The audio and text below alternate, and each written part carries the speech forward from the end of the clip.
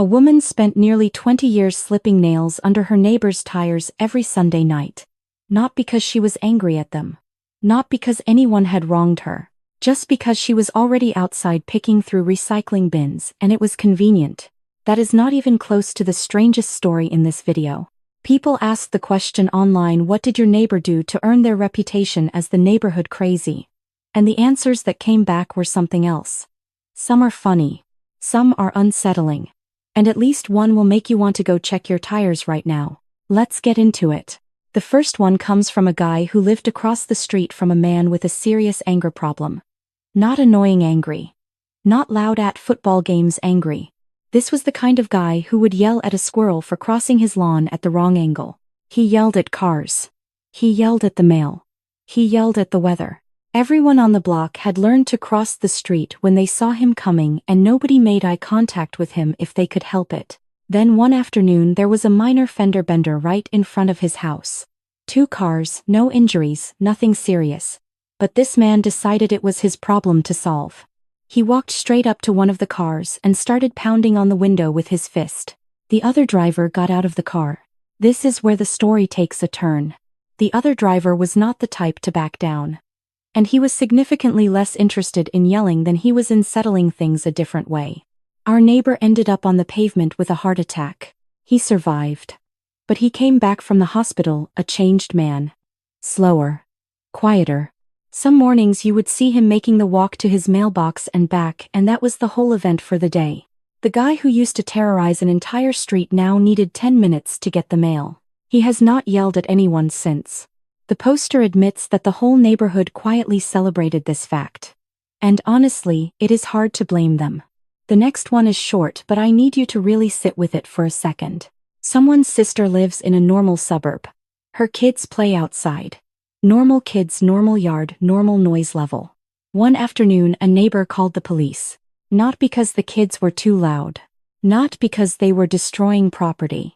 The neighbor's complaint, the official complaint told to an actual police officer, was that a volcano had recently erupted somewhere in Europe, and that the radiation from the ash cloud posed a danger to children playing outside. The officer called the sister afterward. He said he had been a cop for 11 years and had never received a complaint quite like that one. The sister still does not know how to respond to this. The neighbor still lives there. The kids still play outside. The volcano has not come up again. Yet. This next story, the person telling it is convinced it could have escalated into something much worse, and honestly, I believe them. They were driving home from work, completely minding their own business, doing about 25 miles per hour down their own street. And suddenly a man stepped directly into the road in front of their car. They stopped. The man walked up to the window. And he began screaming that the night before this person had snuck over and gone through his trash and made a complete disaster of it. They said it was probably raccoons. The man said it was not raccoons.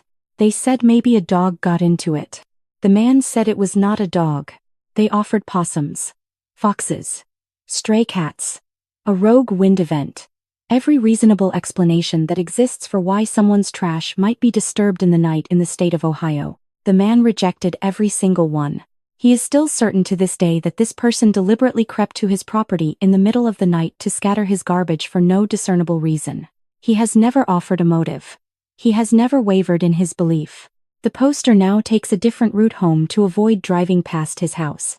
Now, the nail lady. This one was pieced together over time by multiple people on the same street because for years nobody could figure out what was happening. Tires kept going flat. Not just one or two, almost every car on the block at some point or another had a tire go down. People assumed bad luck. Bad road. Loose gravel from the construction a few miles away. Then people started installing security cameras. Motion sensors. The kind of stuff that became cheap enough for anyone to put up. And that is when they saw her. Their neighbor. A woman who had lived on the street for decades. Friendly, waved hello. Brought food to new neighbors. When they moved in, every Sunday night she went through everyone's recycling bins looking for cans and bottles. That part people had vaguely known about. What they did not know was that on her way back from the bins she would crouch down next to each parked car and slide a nail or a screw under the tire. Not out of anger. Not targeting specific people. Just systematically. Methodically. working her way down the street, like she was checking items off a list. She had been doing this for nearly 20 years. The reason Sunday nights were her preference is that the bins were already out, so she was already walking the street anyway. The nails were just part of the routine. Most people discovered the problem before they drove away. Found the nail in the morning, called a shop, annoyed but okay. But some people did not find it in time. Some people found out about the nail when their tire blew out at 60 miles per hour on the interstate. She slowed down once the cameras went up. She did not stop entirely. Some people on that street still check their tires before they leave every Monday morning. Habit now. Just in case. There is a specific kind of person who decides entirely on their own that they have the authority of law enforcement and then acts on it with complete conviction. One person online described their neighbor as exactly this type. One morning they were backing out of their driveway to go to work. Standard Tuesday. Coffee in hand. Running slightly late. And their neighbor stepped directly in front of the car. She informed them in a very serious tone that they had violated a traffic ordinance when pulling out of the garage. She could not specify which ordinance. She did not show any identification. But she wanted them to know that she was going to be filing a report with the local police department about what she had witnessed. She was wearing a bathrobe. The person drove around her and went to work.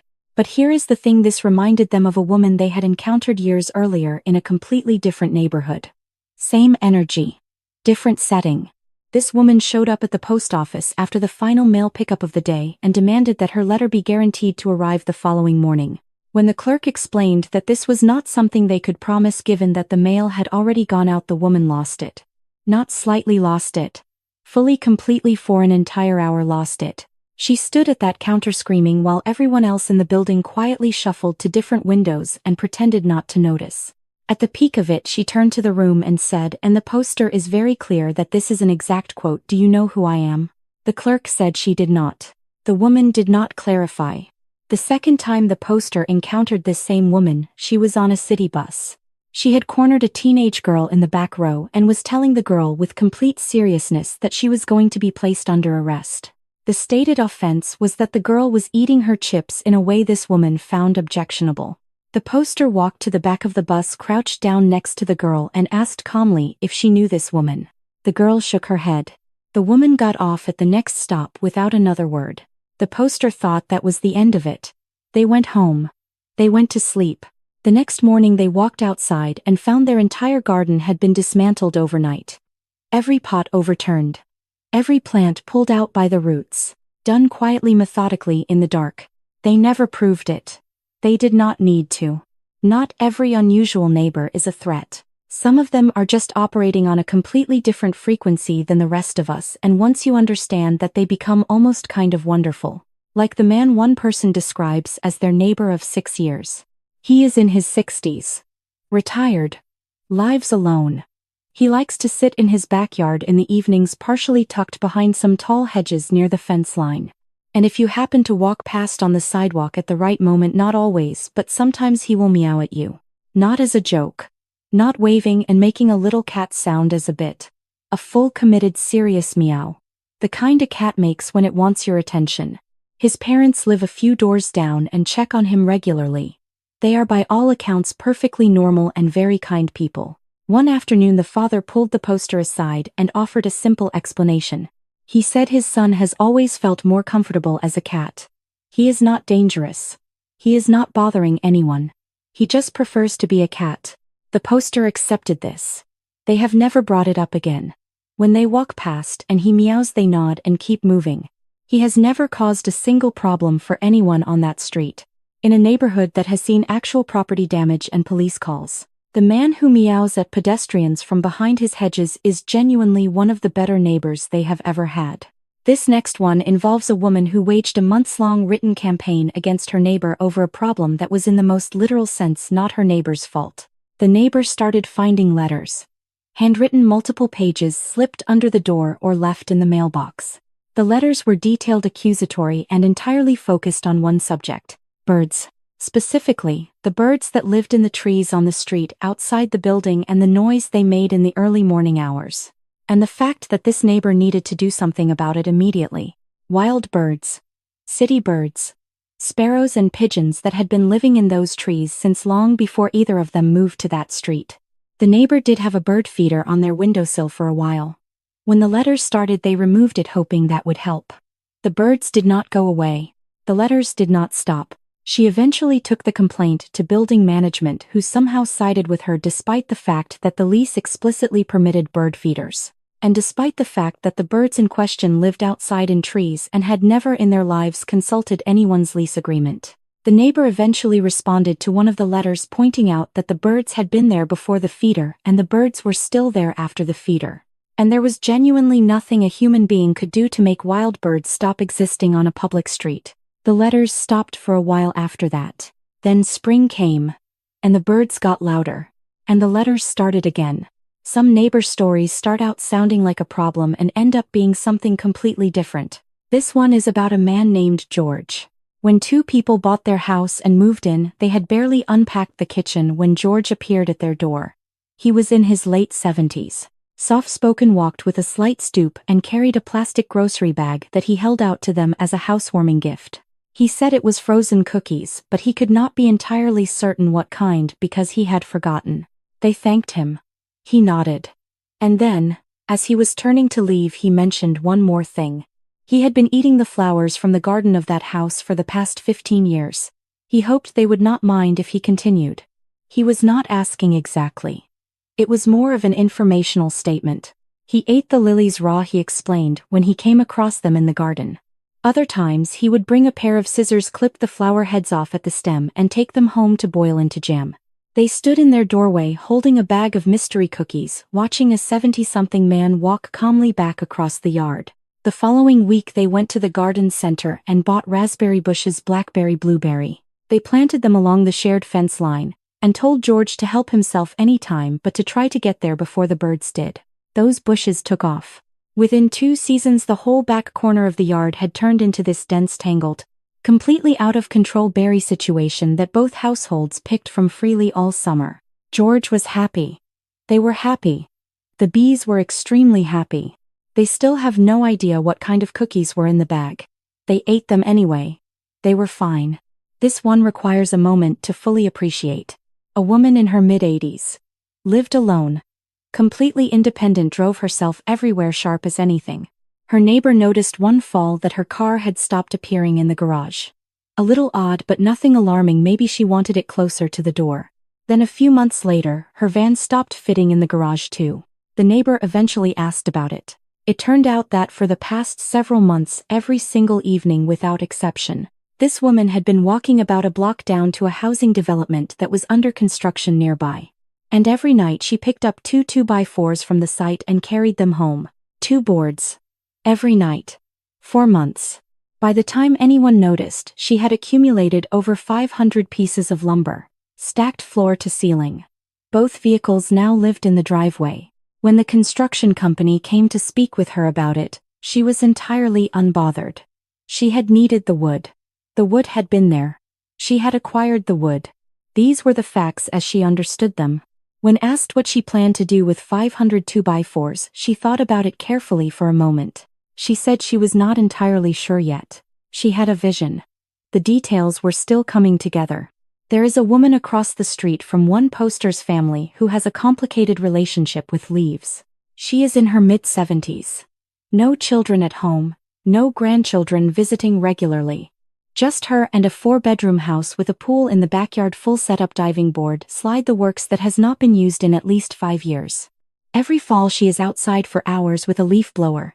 Fine. Normal. A lot of people are particular about their yards. But then she finishes her own yard and starts walking the neighborhood. If she feels that a neighbor's lawn has an unacceptable number of leaves on it, she knocks on their door. If they are not home, she lets herself into their yard and handles it herself. No warning. No permission. She just does it because it needs to be done, and she is the one who has decided that. For reasons nobody in the family can explain, she has never once knocked on their door about leaves. They are on her good list. And being on her good list comes with occasional surprise gifts. Once it was a 5-gallon container of ice cream roughly half consumed that she had decided she no longer wanted. She brought it over and asked if they would like to finish it. They said yes. Obviously, they said yes. The pool gets prepared every single spring. Cleaned, filled, chemicals balanced. She does it every year alone without fail for a pool that nobody swims in. Nobody knows why. Nobody has asked. Being on her good list they have decided is worth never asking. This one is harder to laugh at than the others. Someone grew up on a street with a neighbor who everyone quietly looked out for. Nobody talked about it directly, but everyone who lived there could tell within about 30 seconds of talking to him whether he had taken his medication that day. On the days he was fine, quiet, kept to himself. On the days he had not, which happened more often than it should have, things went differently. One afternoon he came running up to the poster's father in the driveway extremely agitated, to report that the neighbor 2 houses down had been stealing the electrical charge from his truck battery. The method, he explained, was that the other man had parked his car at a specific angle relative to the truck, which allowed the electricity to flow through the ground between the 2 vehicles. This was draining his battery. He needed everyone on the street to be aware. Another time, and this one the poster says happened more than once, he came sprinting down the middle of the road warning everyone to hide their valuables immediately because the Japanese military had just invaded and was moving through the area. The whole street had developed a kind of informal system. When he started saying things that made no sense, whoever was closest would gently ask if he had taken his medication today. He would stop, thank them, and go back inside to take it. 20 minutes later he would be fine. He always thanked them. Every time. The poster says there were a lot of incidents like these over the years. But nobody on that street ever called the police on him. Nobody ever complained to the city. They just quietly looked out for him, reminded him about his medication, and moved on with their day. That street, with all its quirks, understood something that a lot of places do not. This next story is not funny. The poster is very clear about that. But they wanted to share it because they think about it often, even years later. They used to live in a rural area of Arizona. Their property shared a pond with this neighbor, a man in his mid-40s who lived with his mother. He was a Vietnam veteran, quiet mostly, kept to himself. Every 3 months or so, sometimes it was a little longer, sometimes a little shorter, but roughly every season he would walk out to the edge of that pond. He would have his rifle with him and a box of 50 rounds. And he would fire all 50 rounds into the water. While he did it he talked. Or yelled some days. Addressed his commanding officers by name. Said everything he had spent 30 years holding down. All of it went into that pond, into the water and the sound and the smoke, until the box was empty. Then he would stop. Go quiet. Walk back to the house. His mother always came out to the porch when it started. She never went to him. She never said anything. She just stood there and watched until it was over, and then she went back inside too. Nobody on that road ever called it in. Nobody ever confronted him or asked him to stop. They understood the way sometimes communities understand things without discussion, that this was the only place he had for what he was carrying. It went on for about 3 years. Then one season it did not happen. And the season after that. And eventually the poster realized it had simply stopped. They never found out why. They never asked. One more, and this one comes from someone living in an apartment building. Their upstairs neighbor has a dog. A large dog, based on the sound of it. And this neighbor has a complicated relationship with the animal. At least twice a week at 6 in the morning. The neighbor can be heard directly outside the poster's open window, apparently standing right next to it on the sidewalk, having a full negotiation with this dog. One morning the overheard conversation went like this. "I know you do not want to come inside yet. I understand that. But if you do not stop acting like this, you are not getting your hot dog roll. This was your idea, not mine. So what is your problem? What is actually wrong with you? This is not a one-time thing. It is not a bad week. It is a standing appointment twice a week before sunrise, directly outside the window." The dog never seems to agree to the terms. The neighbor always goes back upstairs, eventually, presumably with or without the dog, and the block goes quiet again. The poster has never spoken to this neighbor. They are not sure what they would even say. And the last one of the most quietly wonderful things in this entire thread. Someone used to live in a small town, fewer than 300 people. Their neighbor was an older woman named Gladys, who had a well-known habit of going through people's recycling bins on collection day. Bottles, cans, she collected them, and everybody knew it and nobody minded. One time when this person cleaned out their fish tank, They bagged up the gravel and the plastic decorations and left them sitting on top of the full recycling bin because the bin itself was already full. About a week went by. Then Gladys called out to them from across the yard and asked if they could come over because she had something to show them. They walked over to her house. And there lining the front of her porch in a neat row were the plastic aquarium plants from the fish tank. Pressed into the soil. Arranged carefully. Colorful little fake fronds sticking straight up in a perfect little garden border.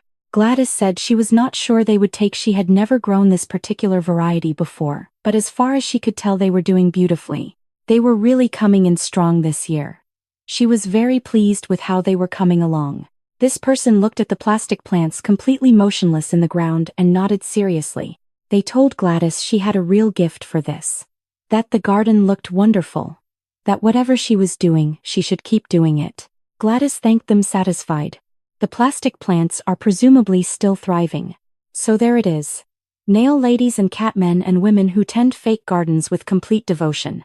Veterans who needed a pond and 50 rounds and somewhere to put 30 years of silence. Old women with 500 stolen boards and a plan that was still coming together. Some of these people were genuinely dangerous. Some were just lonely. Some were living in a world that made complete sense to them and very little sense to anyone else. Here is the question I want you to think about, and I genuinely want to see where people land on this one. There are two types of neighbors in this video. The ones who were harmless, George, Gladys the cat man, the leaf lady, and the ones who caused real damage. The nail woman. The fake cop. The garden vandal. Some people in the comments are going to say the line is obvious. The moment someone damages your property or puts you in danger, you go after them with everything you have. Cameras, lawyers, police reports, all of it. Other people are going to say the line is softer than that. That some of these people were struggling in ways that legal action was never going to fix. And that sometimes the most human thing a neighborhood can do is just quietly look out for someone. So which side are you on, and is there a neighbor in your life right now that belongs in a video exactly like this one? Leave it in the comments. The best ones might end up in the next video. And if you are new here, subscribe. We do this every week. You do not want to miss what comes next.